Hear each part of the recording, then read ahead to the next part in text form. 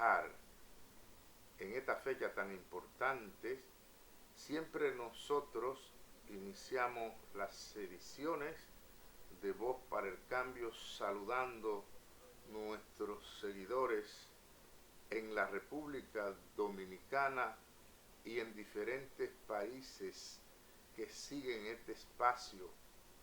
Hoy los hechos nos dan la razón porque vamos a compartir con el doctor Luis Martínez, politólogo, profesor universitario de nacionalidad colombiana, un hombre que por su cultura influye en su país y en toda el área de este continente. En otras ocasiones ha participado en Voz para el Cambio, pero en el día de hoy estamos esperanzados de que vamos a superar los espacios que hemos, en lo que hemos participado con este hombre talentoso que tiene una cultura que lo ayuda a analizar cualquier fenómeno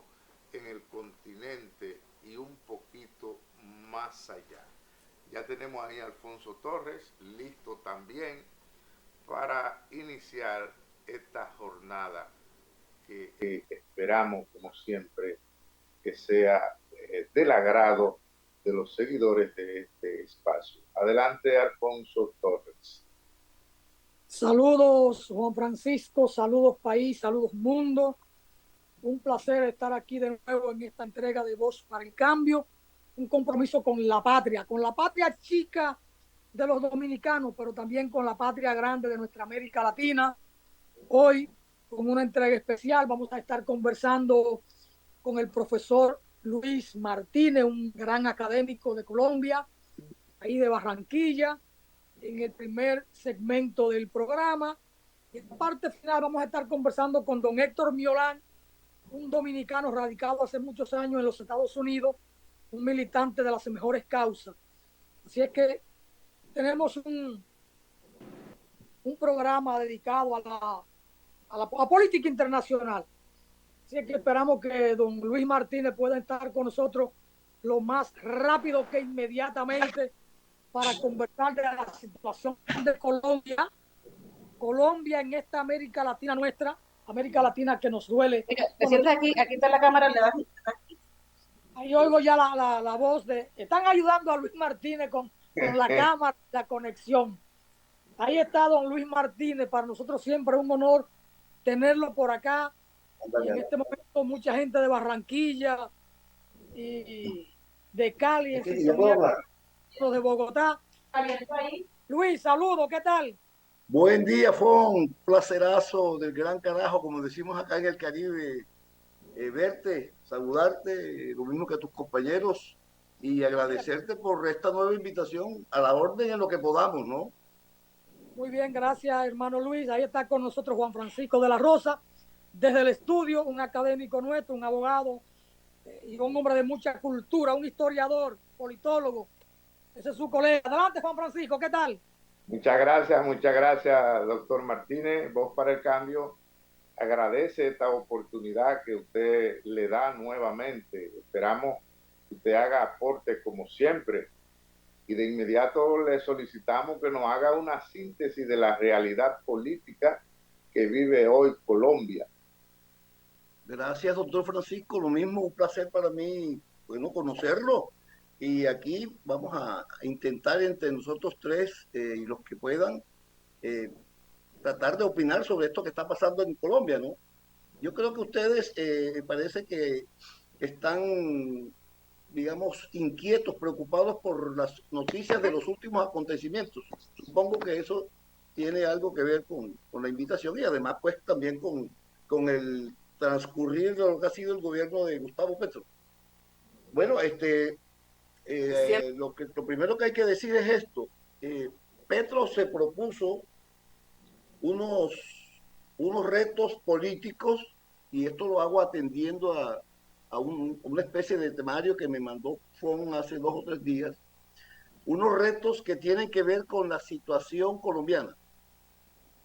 Es decir, Petro se propuso introducir reformas en el campo de la salud, en el campo tributario, en el campo laboral, en el campo pensional, para intentar dar pasos que condujeran a cerrar un poco la brecha de la desigualdad que reina en este país. Ustedes muy bien lo saben, Colombia es uno de los países con los mayores altos índices de desigualdad, a pesar de que es miembro de la OCDE. Bueno, se comporta como lo que en verdad es, como un país tercermundista que llaman. Entonces, esos propósitos después fueron enarbolados por Gustavo Petro en la campaña electoral de 2018, que como ustedes saben ganó Duque, Iván Duque, un personaje de la derecha colombiana, y que ahora en las elecciones del año pasado, en la campaña presidencial del año pasado, bueno, por fin Gustavo Petro alcanzó el triunfo. Alcanzó el triunfo para presidente, mas no así obtuvo mayorías en el Congreso, en el órgano legislativo. Eso tiene dificultades, ustedes bien lo saben. La democracia representativa funciona así. El presidente de la República ganó con su programa en el voto directo. Las mayorías de los partidos tradicionales ganaron en el Congreso.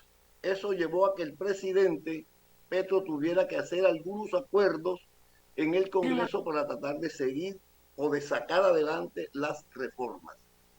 Desde el momento en que se supo que Petro ganó la primera vuelta el año pasado, la primera vuelta que le ganó a este señor Rodolfo Hernández, la gran prensa, los grandes empresarios del país se dieron a la tarea de mostrar como si el triunfador de esa primera vuelta no hubiera sido Gustavo Petro, sino Rodolfo Hernández. Y así lo anunciaban los medios. Es decir, esa misma noche que se conoció el triunfo de Petro en la primera vuelta, los medios comenzaban a hablar de que ya en las encuestas de esa misma noche, Rodolfo Hernández aventajaba a Petro en las encuestas por 5, 6, 7, incluso hasta 10 puntos. Es decir, había una predisposición de la más mediática para tratar de mostrar que Petro no iba a ganar en la segunda vuelta. Esa es una táctica, y hubo mucha gente que se rebeló contra eso, que se dio cuenta que estaban manipulando, estaban predisponiendo a los votantes para que en la segunda vuelta no votaran por Petro, sino por Rodolfo Hernández, puesto que Petro ya no iba a tener posibilidades de ganar la presidencia en la segunda vuelta. Eso fue lo primero con lo que se enfrentó Petro después de la primera vuelta. Al final Petro ganó la presidencia y, como les digo, vino el cara a cara en el Congreso. Ahí se encontró con la mayoría de los partidos tradicionales. El pacto histórico, que fue la alianza que hizo posible el triunfo de Petro, no logró la mayoría legislativa. Entonces, el presidente de la República debió hacer alianzas con el partido de la U, con los liberales, con algunos conservadores y con otros desgajamientos de la política tradicional. Lo primero que se presentó fue fue la reforma tributaria, en virtud de que esta reforma había tenido mucha discusión. Un proyecto de reforma presentado por el anterior ministro de Hacienda del gobierno Duque, Carrasquilla, produjo o fue el florero de Llorente para que explotara el polvorín social en el 2021, la reforma tributaria de Carrasquilla. Entonces, la reforma tributaria que presenta Petro es, digamos que el lado contrario, la cara contraria a la de Carrasquilla. Esta reforma tributaria tenía aspectos más progresivos, buscaba gravar a los que más tienen, aunque mantuvo el IVA, que el IVA El IVA, digamos que es igual para FON. Si FON es millonario y yo soy pobre, si vamos a comprar una libra de carne, FON paga el mismo IVA que pago yo, ¿ya? Pero mantuvo el IVA, y el IVA es uno de los impuestos que más contribuyen digamos, al presupuesto colombiano. De todas maneras, la reforma tributaria logró pasar. La reforma tributaria estaba avalada por la OCDE, estaba avalada por el Banco Mundial, estaba avalada por el Fondo Monetario y no tuvo tantos problemas. El lío estuvo cuando se presentó la reforma a la salud. La reforma a la salud, porque resulta que en la salud en Colombia hay un negociado del gran carajo. Es decir, ahí... Pero no puede ser mayor que en la República Dominicana. Bueno, entonces tendríamos que comparar, Francisco, porque te cuento que acá los dirigentes opositores al proyecto de reforma a la salud que presentó el presidente Petro a través de la ministra Carolina Corcho, son familiares de ejecutivos de las empresas prestadoras de salud, de las famosas EPS.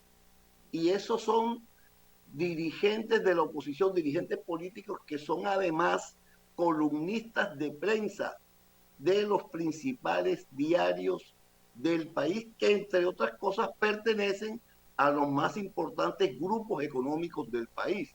Por ejemplo, el ex vicepresidente Germán Vargas Lleras, que fue vicepresidente de Juan Manuel Santos, tiene un hermano que se llama Enrique Vargas Lleras, que ha sido presidente de las EPS. Y entonces Germán Vargas Lleras, sin ningún pudor, defiende el esquema de las EPS y no dice que él tiene un hermano que es directivo de una EPS. Ese señor Vargas Lleras ha estado en EPS que se han quebrado. Las EPS funcionan con dinero público. El Estado colombiano le entrega los recursos a las empresas prestadoras de salud. Estas prestan los servicios médicos a través de otras empresas que se llaman IPS, que son las clínicas, los hospitales y centros parecidos. El Estado colombiano hasta 2022, hasta el 2022, tenía o asignaba 80 billones de pesos del presupuesto de salud que administraban las EPS. Y por administrar esos 80 billones de pesos, las EPS recibían del Estado colombiano entre 8 y 10 billones de pesos. Los defensores de las EPS dicen que ese es el modelo ideal, que hay que reformarle una que otra cosa. Sin embargo, si es tan ideal, ¿por qué se han quebrado tantas EPS? Y solamente subsisten 7, máximo 10 ahora mismo. Entonces, esa oposición que ustedes conocen y que ha llevado incluso a este escándalo último, el de la famosa, los videos, los audios del ex embajador de Colombia en Venezuela, Armando Benedetti, hace parte de esa cadena. Hay una campaña sistemática en la prensa, en los medios televisivos, en los medios radiales, incluso en las redes sociales, para demostrar primero que Petro es incompetente. Esa campaña también la hicieron cuando Gustavo Petro fue alcalde de Bogotá, para demostrar que Petro es incompetente y de paso para demostrar que la izquierda sabe hacer oposición, mas no sabe administrar. Y que entonces no vale la pena estar eligiendo gobernantes alternativos o gobernantes de izquierda. Te escucho. Pero, doctor... Una preguntita, Juan Francisco, un segundito, una preguntita. ¿El embajador de Colombia en Venezuela lo nombró Petro o lo encontró allí? Lo nombró el presidente Gustavo Petro porque fue uno de los señores que lo acompañó en la campaña presidencial. Muy bien. Juan Francisco, vamos a una pausa. Retornamos en breve con el maestro Luis Martínez desde Colombia. Enviamos nuevo enlace, maestro. Así que busque la asistente para que ¿verdad? Le ayude en la conexión. Pausamos, Natanael. Ya está cerca ahí, Alfonso. Bueno, y van a mandar un enlace. Pausamos, Natanael.